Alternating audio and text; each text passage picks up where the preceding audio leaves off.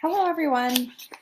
Today I'm reading chapter 3 of Restart by Gordon Korman.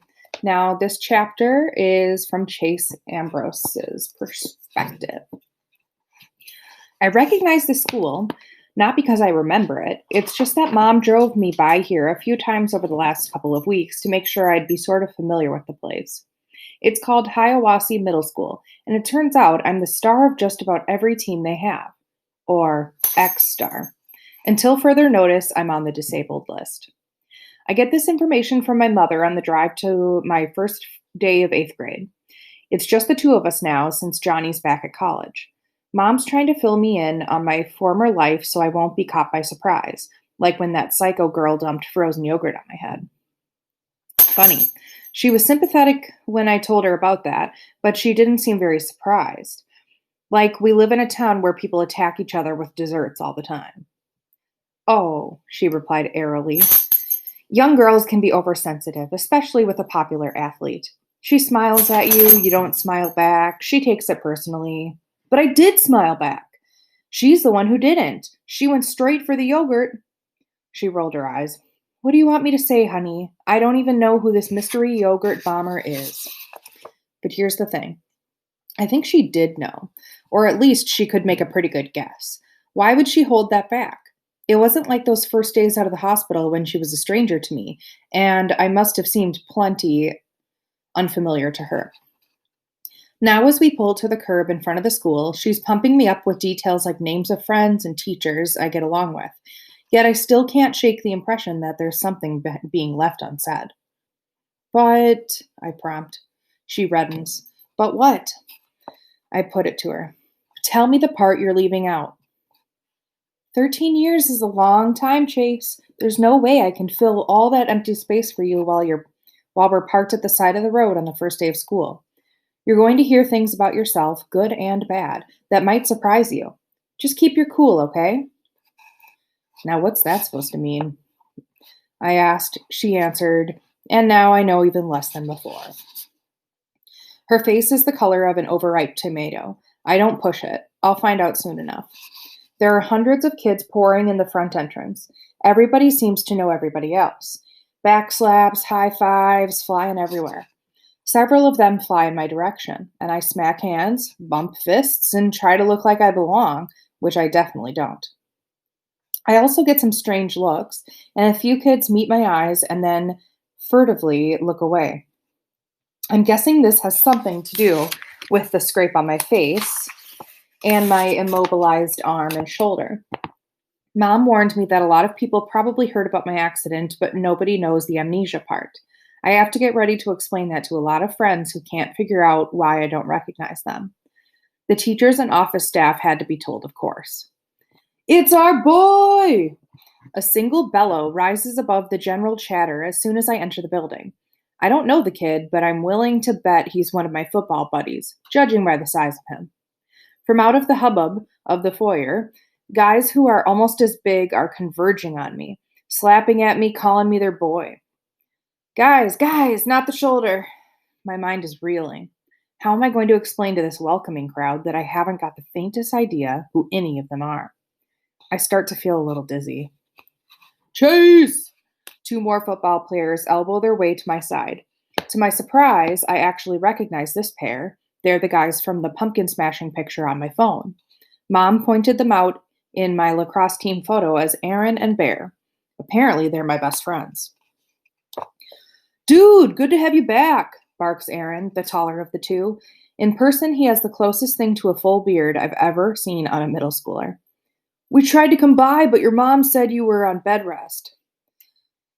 Yeah, I can't believe you're here, chimes in one of the other guys. Didn't you jump off the clock tower on the village green? Bear whaps him hard across the face. He jumped off his roof, moron. If he jumped off the clock tower, he'd be dead. And he didn't jump, he fell. Who'd be stupid enough to jump off a roof? Aaron adds. This was pretty stupid too, I admit. A little taken aback by that full face smash and the fact that the kid on the receiving end didn't seem to mind it. I can't remember what I was thinking. In fact, you guys, to be honest, the slappy cuts me off. But you're going to be healed up in time for football season, right? You'll be ready for our first game? The doctor says no, it's my shoulder, but mostly it's the concussion. I can't risk taking a headshot so soon after the accident. A howl of protest greets this announcement. But we need you! You're our leading scorer, the best player, our captain. Cut it out, you guys, Aaron orders. Injuries are part of the game. We all know that. To me, he adds, listen, man, we have to talk to you. He heads out of the foyer to an inner atrium with hallways leading off it. We have no problem navigating the dense crowd. My two best friends just push people out of the way. Most kids see the three of us and clear out on their own. They lead me to a bench along the wall. Are these seats taken? I ask a youngish boy, maybe a sixth grader. Before he can answer, Bear rumbles, They are now! The kid scrambles down the hall, propelled by a hefty shove. I sit down with my fellow pumpkin smashers. Before they can say anything, I burst out with, Aaron, Bear. The names are unfamiliar on my tongue, like I've never spoken them before. I've got something to tell you. When I fell off that roof, I got more than a concussion and a sprained shoulder. I got amnesia, too. Bear frowns. Amnesia?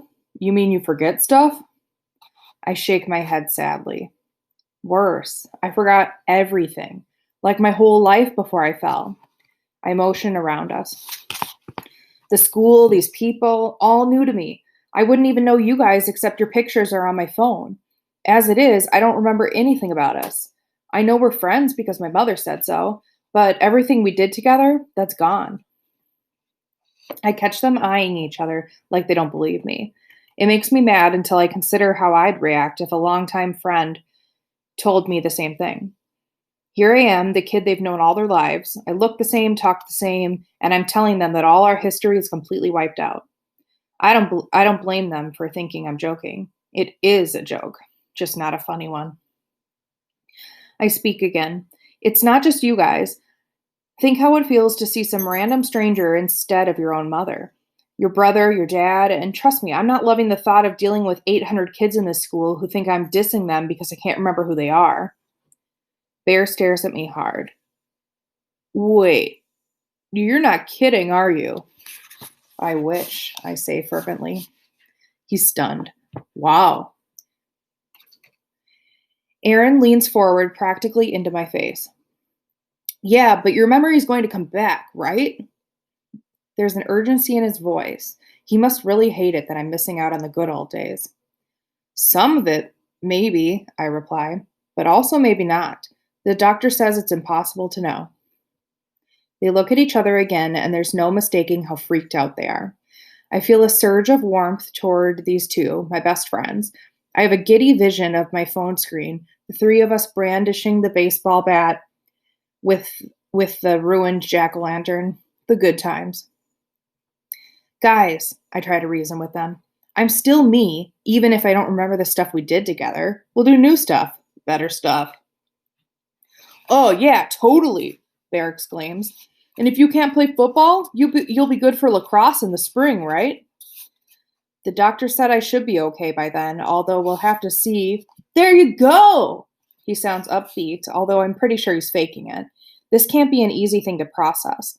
If I wasn't the one with amnesia, I don't know if I could accept it myself. We're here for you, man, Aaron adds, slapping my back and sending a jolt of fire through my separated shoulder. I swallow an angry warning. One step at a time. Welcome back, boys, a deep voice intones. A tall man in a charcoal gray suit approaches our bench. Chase, I'm Dr. Fitzwallace, your principal. I thought I'd reintroduce myself under the circumstances. We've met before, of course. A strangled, you can say that again, comes from Bear. The principal silences him with a single look through steel-rimmed glasses. Chase, come with me. Let's have a little chat. My friends are already slouching off down the hall, so I follow the principal into his office. On the wall are two large framed photographs, and I'm surprised when I identify one of them. It's on my wall, too, part of a newspaper clipping about our football championship last year. It's me, helmet pushed onto the back of my head, hoisting the trophy. The other is similar, although you can tell it's a lot older. The pose is almost identical. A young player raising the same trophy. I can't explain it, but the kid looks sort of familiar. But that's crazy. How can I recognize him? I don't recognize anybody. Dr. Fitzwallace is watching me. That's your father. Our only other win at state, back when he was your age. Wow, no wonder Dad calls me Champ. I should call him Champ, too. I tell the principal. I didn't know he won at state. I mean, I'm sure I knew at some point.